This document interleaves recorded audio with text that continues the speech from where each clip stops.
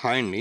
ఈ వీడియోలో మనం ఈడబ్ల్యూఎస్ సర్టిఫికేట్ యొక్క ముఖ్య ఉద్దేశము, అర్హతలు, అనర్హతలు, కావాల్సిన డాక్యుమెంట్స్, అవన్నీ సంప్రదించాలి, ఎన్ని రోజుల్లో వస్తుంది, బోనస్ పాయింట్స్ మరియు ఈడబ్ల్యూఎస్ సర్టిఫికేట్ గురించి తరచుగా ఉండే సందేహాలను చూద్దాము.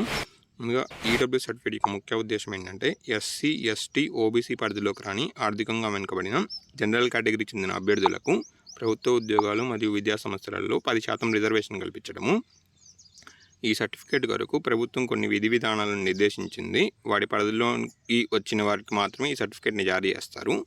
ముందుగా అర్హతలు, అనర్హతలకు సంబంధించిన చూద్దాము. ఈ సర్టిఫికేట్ కొరకు దరఖాస్తుదారుని యొక్క కుటుంబ ఆదాయము మరియు కుటుంబం యొక్క ఆస్తులను ప్రామాణికంగా తీసుకొని దరఖాస్తుదారుడు ఈ సర్టిఫికేట్ కొరకు అర్హుడా లేక అనర్హుడా అని ప్రభుత్వం నిర్దేశిస్తుంది. ఇప్పుడు మనం కుటుంబ ఆదాయం మరియు కుటుంబం ఆస్తులు అంటున్నాం కదా, దాంట్లో కుటుంబం కింద ఎవరిని పరిగణలోకి తీసుకుంటారో చూద్దాము. దరఖాస్తు చేసుకుంటున్న వ్యక్తి, అతని తల్లిదండ్రులు, 18 సంవత్సరాల కంటే తక్కువ వయసున్న అతని తోబుట్టువులు, అతనికి పెళ్ళి అయితే అతని భాగస్వామి మరియు 18 సంవత్సరాల కంటే తక్కువ వయసున్న పిల్లలను. ఇప్పుడు కుటుంబ ఆదాయానికి సంబంధించి వివరంగా చూద్దాము.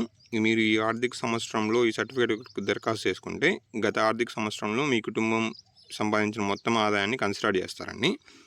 గత ఆర్థిక సంవత్సరంలో మీ కుటుంబం యొక్క ఆదాయం జీతం ద్వారా కానీ, వ్యవసాయం ద్వారా కానీ, వ్యాపారం ద్వారా కానీ, వృత్తి ద్వారా కానీ మరియు ఇతర మార్గాల ద్వారా సంపాదించిన మొత్తం ఆదాయం 8 లక్షల లోపల ఉండాలి. దానికి సంబంధించి చూద్దాము. దరఖాస్తుదారుని కుటుంబం యొక్క వ్యవసాయ భూమి అనేది 5 ఎకరాల లోపల ఉండాలి. మరియు నివాస ఫ్లాట్ అనేది 1000 చదరపు అడుగుల లోపల ఉండాలి. గజాలలో చూసుకుంటే 111 గజాలు వస్తుంది. నివాస ఫ్లాట్ అంటే ఇల్లు అండి. నెక్స్ట్ నోటిఫైడ్ మున్సిపాలిటీస్లలో 100 చదరపు గజాలు ప్లాట్ ఉండాలన్నమాట. ప్లాట్ అంటే పెంచడానికి రెడీగా ఉన్న ఖాళీ స్థలము. నోటిఫైడ్ మున్సిపాలిటీస్ అంటే గవర్నమెంట్ అఫీషియల్గా వేటిని అయితే మున్సిపాలిటీలో ప్రకటించిండో వాటిని నోటిఫైడ్ మున్సిపాలిటీస్ అంటారు. నోటిఫైడ్ మున్సిపాలిటీ కాకుండా ఇతర ప్రాంతాలలో అయితే 200 చదరపు గజాల వల్ల ఫ్లాట్ ఉండాలండి. నెక్స్ట్ ఇప్పుడు కావాల్సిన డాక్యుమెంట్స్ చూద్దాము. Application form, ration card mandatory కాదండి, రేషన్ కార్డు ఉంటే పెట్టవచ్చు, లేకుంటే లేదు. Aadhaar card mandatory. Next IT returns, pay చేస్తుంటే ఐటీ రిటర్న్స్, ఎంప్లాయ్ అయితే పే స్లిప్లు, అఫిడవిట్ మరియు ఫోటో అండి.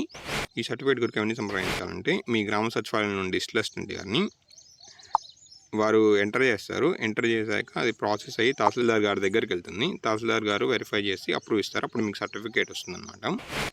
నెక్స్ట్ ఎన్ని రోజుల్లో వస్తుంది మరియు సర్వీస్ చూద్దాము. ఈ సర్టిఫికేట్ దరఖాస్తు చేసుకున్న తేదీ నుంచి 30 రోజుల్లోపు వస్తుంది. మరియు సర్వీస్ ఛార్జ్ వచ్చేసి 50 రూపాయలండి. నెక్స్ట్ ఎప్పటి వరకు పనిచేస్తుందో చూద్దాము. ఈ సర్టిఫికేట్ ఒక ఆర్థిక సంవత్సరం పనిచేస్తుందండి. ఒక ఆర్థిక సంవత్సరం అంటే ఏప్రిల్ నుంచి మార్చ్ వరకు. నెక్స్ట్ బోనస్ పాయింట్స్ చూద్దాము. ఇప్పుడు వరకు మనము డిజిటల్ సర్టిఫికేట్కి సంబంధించి చూసాము. ఇప్పుడు మాన్యువల్ సర్టిఫికేట్కి సంబంధించి చూద్దాము. ఈ సర్టిఫికేట్ మనం మాన్యువల్గా కూడా తీసుకోవచ్చు. ఈ ఫామ్ నేను డిస్క్రిప్షన్లో ఇస్తాను, డౌన్లోడ్ చేసుకోండి. దాని తర్వాత వీటికి సంబంధించిన డాక్యుమెంట్స్ ఏవైతే డిజిటల్ సర్టిఫికేట్కి పెట్టామో అవే అండి. అడిషనల్గా ఎస్ఎస్ సర్టిఫికేట్ తీసుకుంటారు, అది ఒకటి యాడ్ చేయాలి. నెక్స్ట్ ఈ సర్టిఫికేట్ని జిల్లా మెజిస్ట్రేట్, అదనపు జిల్లా మెజిస్ట్రేట్ నుంచి తహసీల్దార్ గారి దగ్గర వరకు జారీ చేస్తారు. మన ఆంధ్రప్రదేశ్లో అయితే తహసీల్దార్ గారు ఈ సర్టిఫికేట్ని ఎక్కువ జారీ చేస్తుంటారండి. నెక్స్ట్ ఇప్పుడు కొంతమంది సెంట్రల్ గవర్నమెంట్ లిస్ట్లో ఓసీ ఉంటారు మరియు స్టేట్ గవర్నమెంట్ లిస్ట్ ఏమో బీసీ ఉంటారు. అలాంటి వారు కూడా ఈ సర్టిఫికేట్ని తీసుకోవచ్చు. నెక్స్ట్ ఫర్ ఎగ్జాంపుల్ ఇప్పుడు మన స్టేట్లో అయితే ముస్లిమ్స్ సెంట్రల్ గవర్నమెంట్ లిస్ట్లో ఓసీ వస్తారు మరియు స్టేట్ గవర్నమెంట్ లిస్ట్లో ఏమో బీసీ వస్తారు. ఒకవేళ ఎవరైనా మీరు స్టేట్ గవర్నమెంట్ లిస్ట్లో బీసీ ఉన్నారు, మీకు మేము ఈడబ్ల్యూఎస్ సర్టిఫికేట్ జారీ చేయమంటే ఎన్సీబీసీ సైట్లోకి వెళ్ళేసేసి అక్కడ సెంట్రల్ లిస్ట్ ఆఫ్ ఓబీసీస్ అని ఒక లిస్ట్ ఉంటుంది అనమాట. అది డౌన్లోడ్ చేసుకొని ఆ కన్సర్న్డ్ అథారిటీ దగ్గరికి వెళ్ళేసేసి సార్ దీంట్లో మా క్యాస్ట్ లేదు అని చెప్పండి, వాళ్ళు మీకు వెరిఫై చేసుకొని జారీ చేస్తారు. నెక్స్ట్ స్టాటస్ చెక్ చేసుకునే విధానం చూద్దాము. డిజిటల్ సర్టిఫికేట్ అయితే మీకు డిజిటల్ అసిస్టెంట్ గారు ఎంటర్ చేసినప్పుడు మీకు ఒక అప్లికేషన్ నెంబర్ వస్తుంది. అందరూ ఈ సైడ్లోకి వెళ్ళేస్తే ఇట్లా ఓపెన్ అవుతుంది. ఇక్కడ మీకు సర్వీస్ రిక్వెస్ట్ స్టాటస్ దగ్గర అప్లికేషన్ ఐడి ఉంది కదా, అది ఎంటర్ చేస్తే మీకు అది ఏ అధికారి దగ్గర పెండింగ్ ఉందో చూసుకోవచ్చు. నెక్స్ట్ మీరు అదే సర్టిఫికేట్ మీరు ఆన్లైన్లోనే చూసుకోవాలనుకుంటే ప్రివ్యూ ఏపీ సేవ సర్టిఫికేట్ ఉంది కదా, ఆ ఆప్షన్ దగ్గర అప్లికేషన్ ఐడి ఎంటర్ చేస్తే మీకు సర్టిఫికేట్ ఆన్లైన్లోనే జనరేట్ అవుతుంది, చూసుకోవచ్చు. నెక్స్ట్ ఈడబ్ల్యూఎస్ సర్టిఫికేట్ గురించి తరచుగా ఉండే సందేహాలు చూద్దాము. ఈడబ్ల్యూఎస్ అభ్యర్థులకు అందుబాటులో ఉన్న ప్రయత్నాలు అంటే అటెంప్ట్స్ మరియు వయసు సడలింపు, ఏజ్ రిలాక్సేషన్ ప్రయోజనం ఉంటుందా అంటే అలాగేం ఉండదండి. ఓన్లీ 10% రిజర్వేషన్ ఉంటుంది. మిగతా రూల్స్ జనరల్ కేటగిరీకి ఏవైతే ఉన్నాయో అవే వర్తిస్తాయి.